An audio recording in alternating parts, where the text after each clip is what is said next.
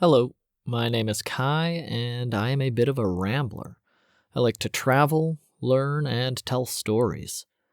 And I rediscovered lucid dreaming years after the first time it ever happened to me when I was, 10 or 12 roughly. And then later on in high school when I was interested but didn't really get into it.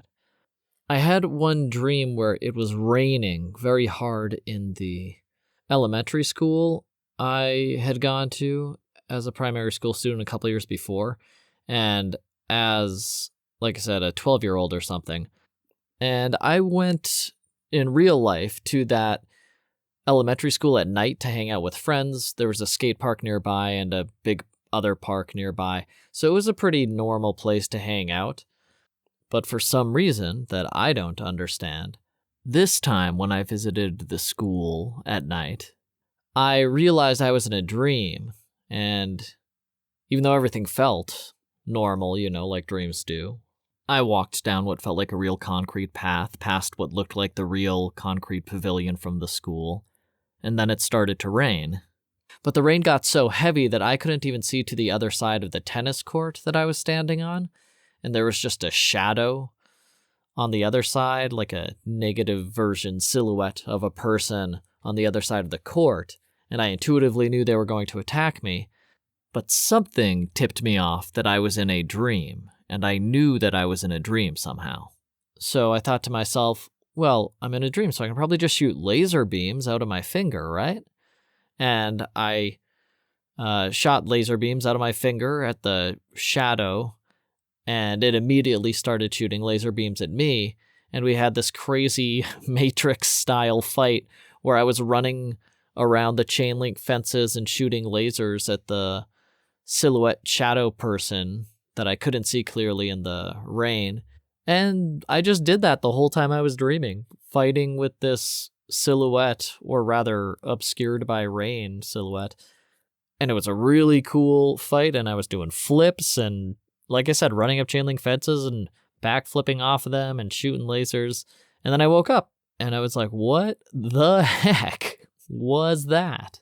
I was awake, but in a dream. That's crazy. And I never had another lucid dream again. Or at least I never remembered another one for a decade, where I realized I was in the dream and could control aspects of it. So later on, I was watching this movie called Slacker by Richard Linklater. Very famous movie, worth watching. Slow, weird, philosophical. And there's one conversation between a couple of people, and one guy is explaining to another one how he lucid dreams. And when he said lucid dream, I was like, that's me. I did that. And I paid very close attention to that conversation, even though it's not a great explanation. And the guy who's explaining it is kind of sketchy, as far as I remember. I haven't watched that movie in a long time. But here it is in a movie, a phenomenon that I experienced that I never knew quite how to explain, because every time I brought it up, someone would be like, yeah, that's dreaming. And I was like, no, but I was aware of it. And they're like, no, that's not dreaming then. You were what we call awake. I was like, no. So now that I knew it was a real thing, I looked it up on the burgeoning internet and discovered lucid dreaming and read a bunch of stuff on how to do it. And then I didn't do anything with that knowledge or practice that at all. So then I was in high school, and we had a teacher who encouraged us to start dream journals. And I think they were actually assignments, so encourage is a gracious description. But, it's a dream journal. It wasn't the most difficult assignment I've ever had.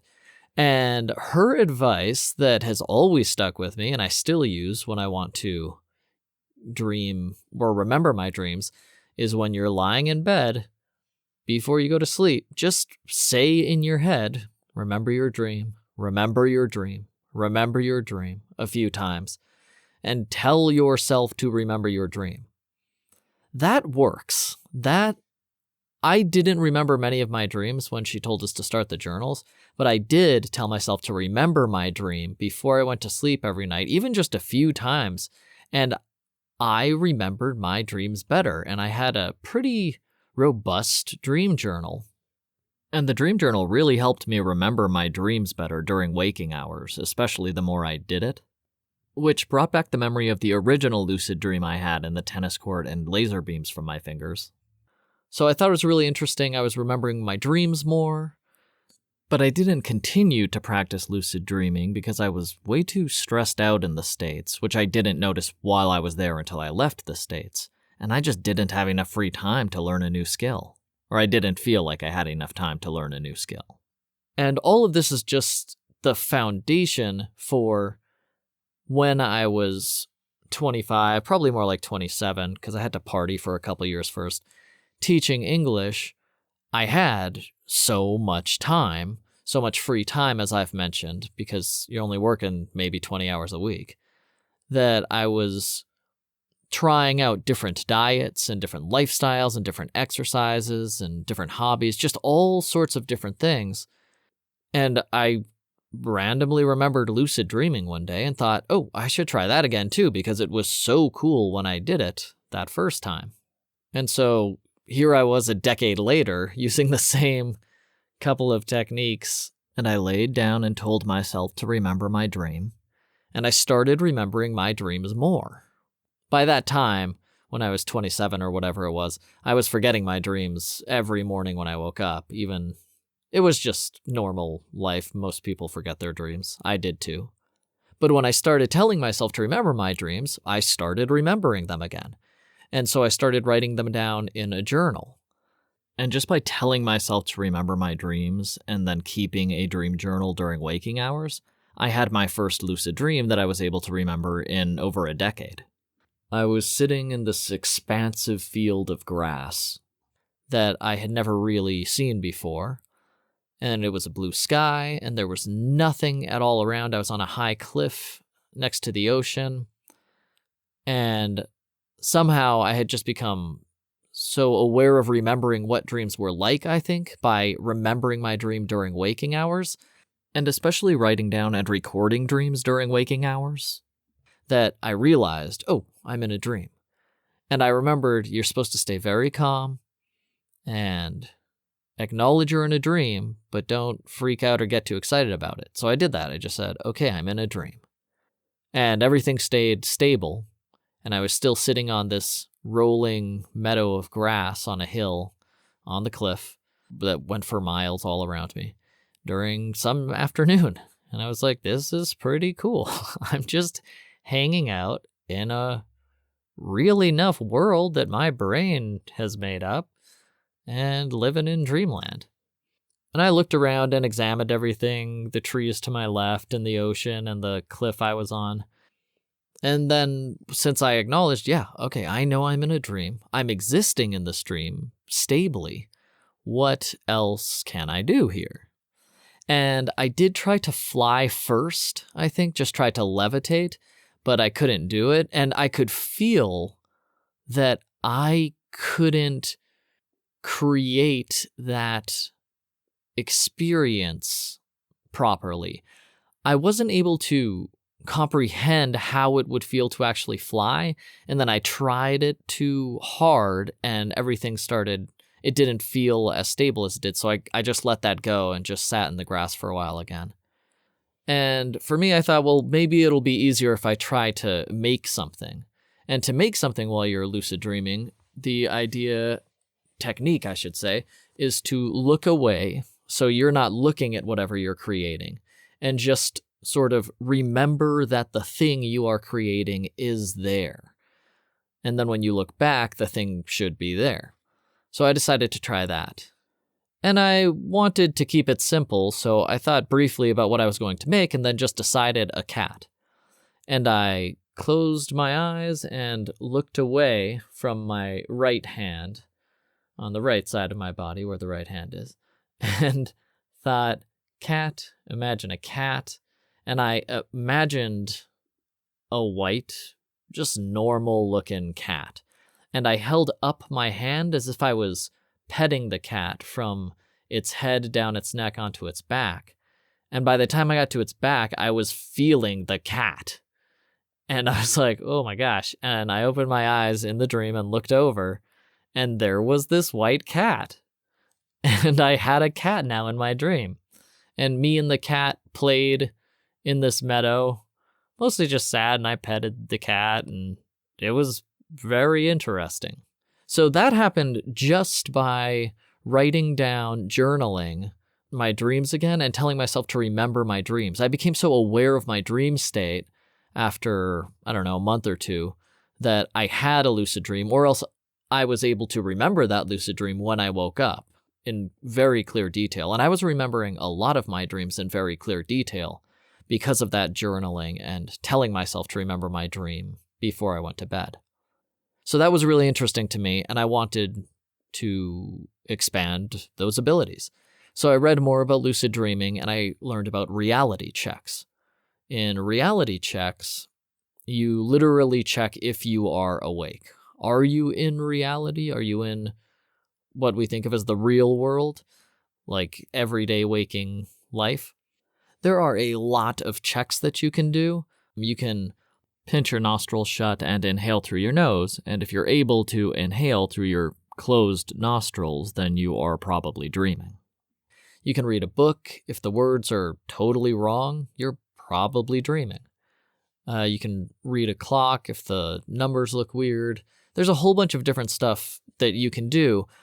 And I tried a few of them, but if I want to reality check multiple times a day, what you're supposed to do, let's say 5 times a day, just make sure you're in the real world. It's kind of difficult to do that holding your nose and inhaling if you're in a public place.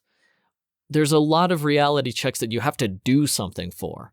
And so I tried to think of something I could do that wasn't obvious, but would still very clearly let me know if I was in reality or not. And I settled on telekinesis.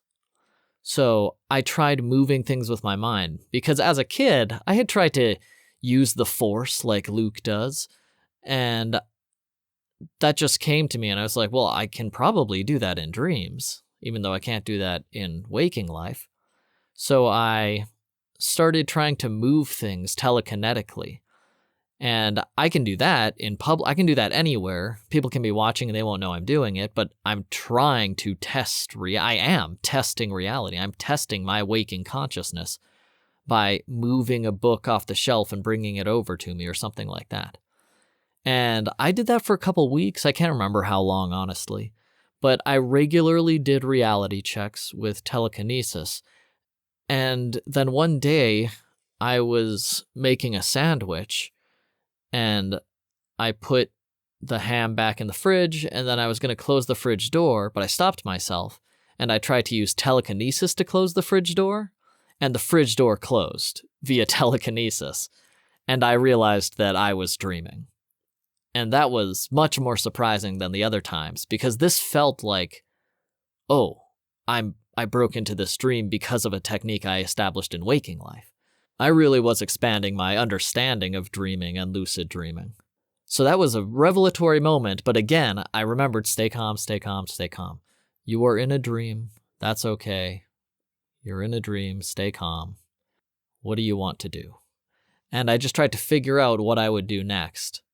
And I can't actually remember the last of that. I'm sure there's a journal where I wrote down the rest of the dream somewhere. But I remember I did stay in the dream. And that was the first time that a trigger check or reality check let me know that I was dreaming. And that was fascinating to me. I was like, okay, so this is definitely a skill that you can improve on. And I heard, tales of Tibetan monks practicing lucid dreaming, and just certain cultures that value dreaming more highly than others really got into developing the skill of lucid dreaming. And now with this reality check that worked in my dream, I had proof positive that it was a skill, and lucid dreaming is a skill that I can develop if I just devote time and practice to it.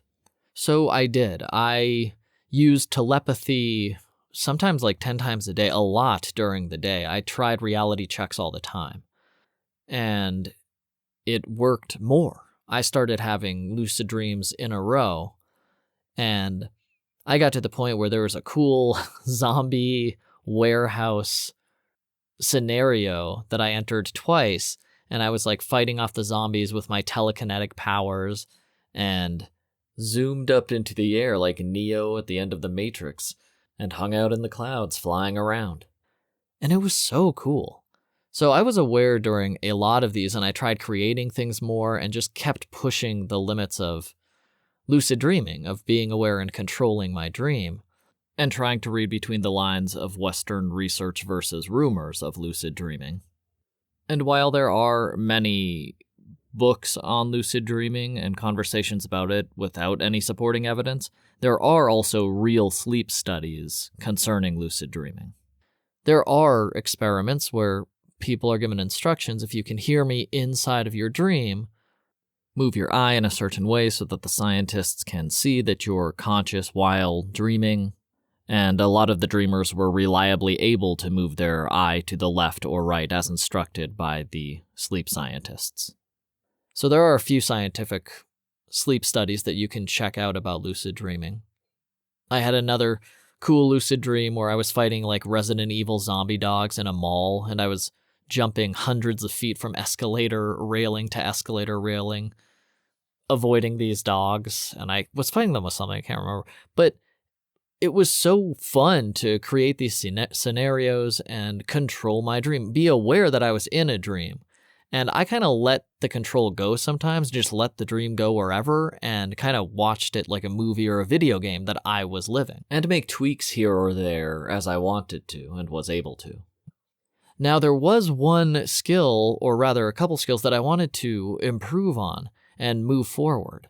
According to a bunch of random people on the internet, if you get good at lucid dreaming, then you can use other senses. You aren't observing without feeling and tasting and smelling things. You can actually smell, taste, touch, everything. Now, touching is usually easier. Picking things up sort of comes naturally in dreaming, as far as I understand, for a lot of people. So you can feel the weight of a book or something. But if you try flipping through the pages, you might not get the minor details of reality that you would expect. But I had started my lucid dreaming with petting that cat that I made and could regularly touch things, and they felt real in dreams.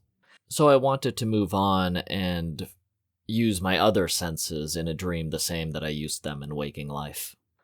And I kept trying to taste things or smell things, and when I woke up, then after I attempted these, I feel like I could remember feeling something, or I could remember smelling something clearly, but I wasn't sure that I had done it until I finally did. And I was in a dream. I did a reality check and realized that I was in a dream going to a New Year's party. And we walked inside. The house was completely full of people. There was music playing. Music was another one that I had achieved before, and I could listen to music or listen to, music happening.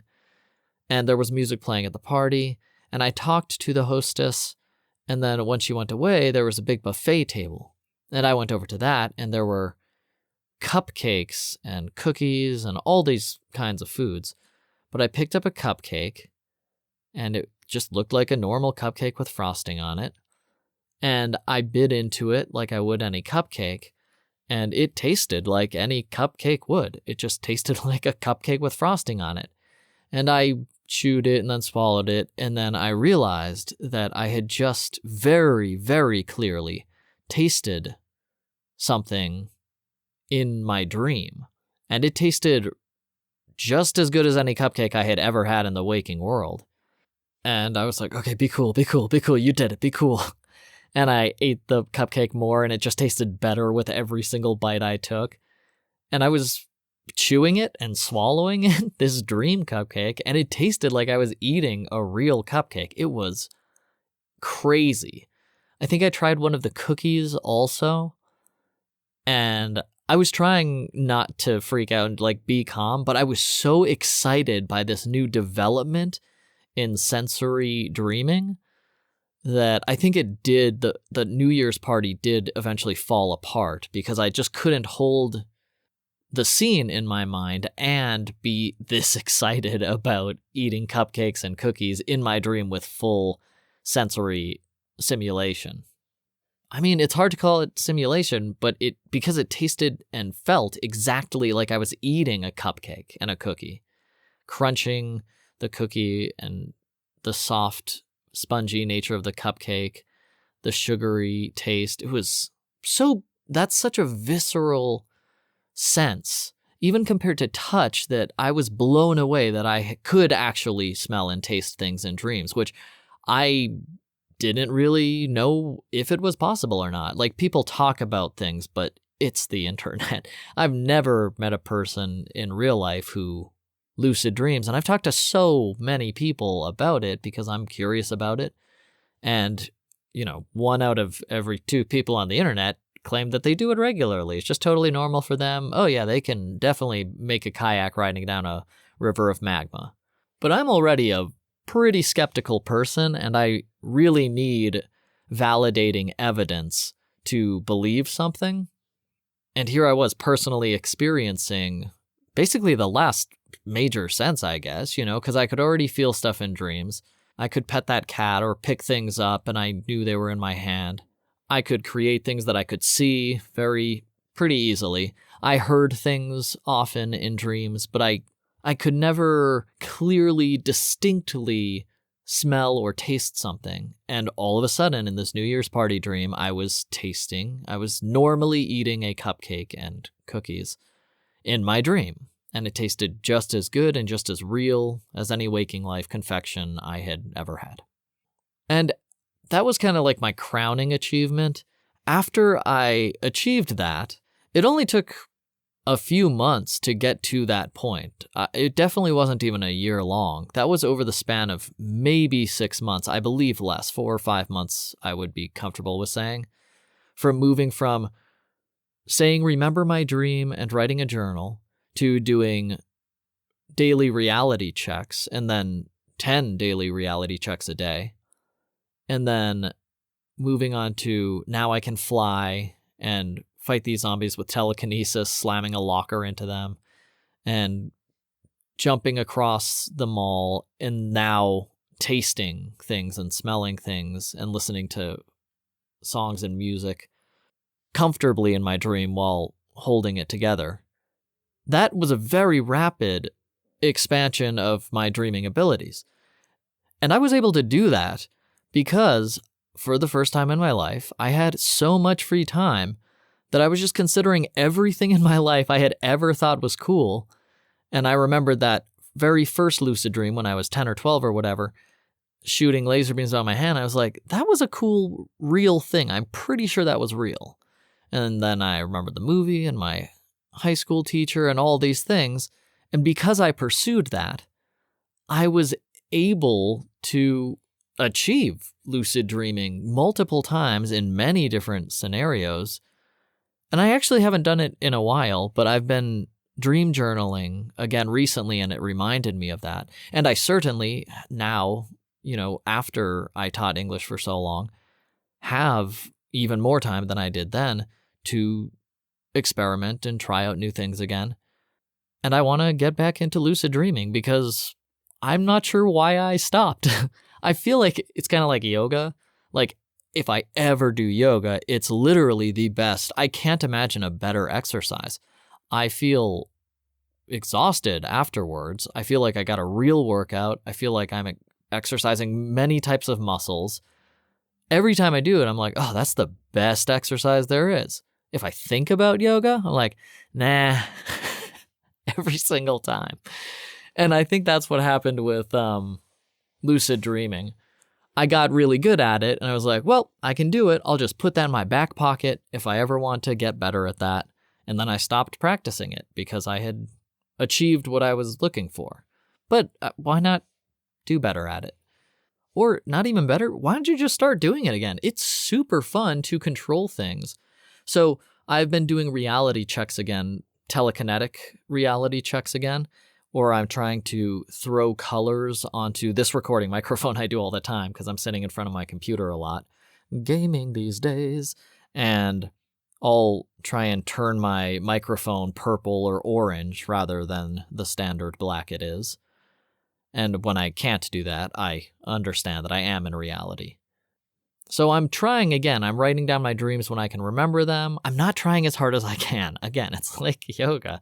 I think about it. I'm like, yeah, I could do it. Yeah, I could. And then I don't. But I've definitely been trying a lot harder with lucid dreaming than I have been with yoga lately. And it's cool reality checking for telekinesis, like holding out my hand or like subtly and trying to brush up a leaf off the sidewalk, because I know it is going to work eventually. One day I'm going to gesture at a book to fly over to me, and that book is going to fly across the room, and then I'll know I'm in a dream. So I highly encourage you to travel for so many reasons, but the amount of free time you have and the resources so that you can practice that hobby the way you want to practice it. Like, yeah, if it's home brewing, you can buy some airlocks and tubing, and you have the time to work on brewing homemade mead. You'll have plenty of time to practice any hobbies or skills you want to while traveling, like lucid dreaming, which I recommend as a real skill. Like, I stopped practicing lucid dreaming when I was living in the States because I was waking up at 3:30 a.m. to open the bakery I worked at, sandwich shop. And then I was working all day, and sometimes I would work double shifts because someone was sick or ill or whatever. I'd stay after work, and I'd come in early and work without being paid because that's how American jobs work. You just work more than you're supposed to show you're a good worker? Get out of here. And I was still barely making enough money to survive, let alone thrive. And I had no free time because I had to make schedules for that job and just think about coworker relations. It was taking up my life even when I wasn't there. I was forgetting that the job was something that I was doing so that I could live my life, because so many jobs in the United States don't let you think that. They're like, oh, your job is your life. You just do this until you have no more energy or physical capability or free thought anymore. You just do this to survive. And that's not what a job should be. That's not what your life should be. You should be living to live.